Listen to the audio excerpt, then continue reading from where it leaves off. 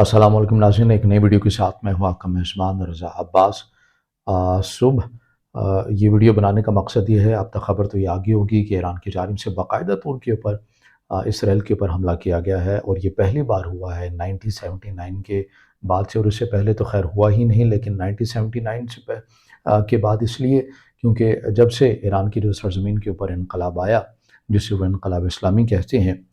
आ, उसके बाद से इसराइल और ईरान जो है इनकी मुसलसल एक दुश्मनी चलती भी आ रही है। दोनों डायरेक्ट बरह रास्त नहीं, मगर किसी और की सरजमीन के ऊपर एक दूसरे के मफादात को निशाना बनाते हुए आए हैं। मगर ये पहली बार हुआ है कि 1979 के बाद यानी इनकलाब आने के बाद ईरान में बरह रास्त ईरान की जानिब से इसराइल की सरजमीन के ऊपर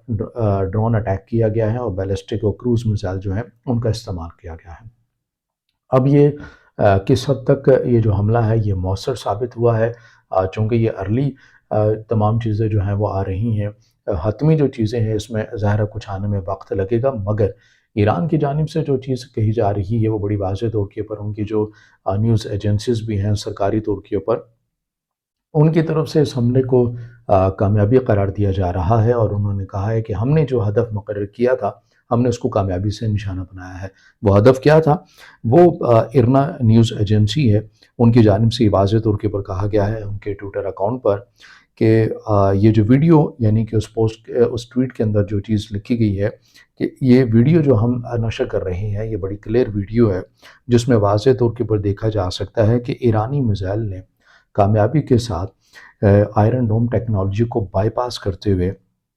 निशाना बनाया है उन बेसिस को कि जहाँ पर USF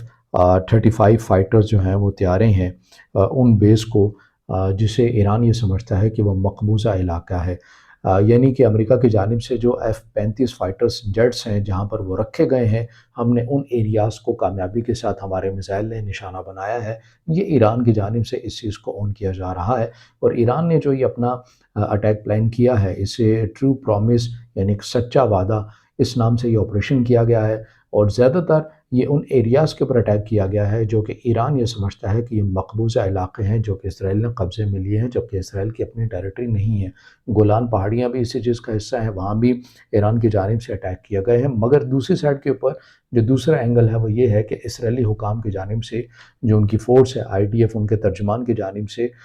ये जब हमले हुए, उसके बाद ये कह दिया गया था कि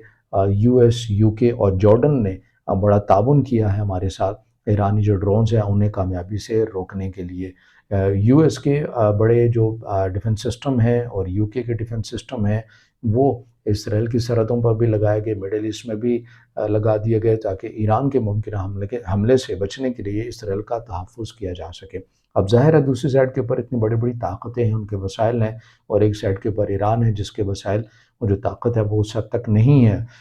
जैसे कि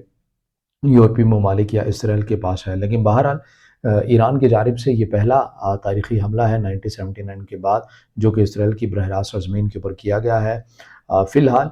CNN है, स्काई न्यूज़ है, अल जज़ीरा भी कह लें, इन तमाम चीज़ों के अंदर फ़िलहाल ये बताया जा रहा है कि इस हमले से वो अहदाफ़ मुकम्मल तौर के ऊपर पूरे नहीं हो सके, मगर ईरान जो है वो ये कहता हुआ नज़र आ रहा है कि जो उसने अपने अहदाफ़ मुकर्रर कर रखे थे, यानी कि ड्रोन्स के ज़रिए आयरन डोम की टेक्नोलॉजी को एंगेज रखना और उसके साथ ही फिर बैलिस्टिक और क्रूज़ मिसाइल का इस्तेमाल करना ताकि वो ना बाईपास करते हुए अपने टारगेट को हिट कर सकें। इस चीज़ के लिए ईरान ये समझता है कि वो कामयाब हुए हैं, मगर ज़ाहिर है ये डेवलपिंग स्टोरी है। मज़ीद दिन में इसके जो तमाम सूरत हाल है वो वाज़ेह हो जाएगी, जो हम आप तक पहुँचाएँगे।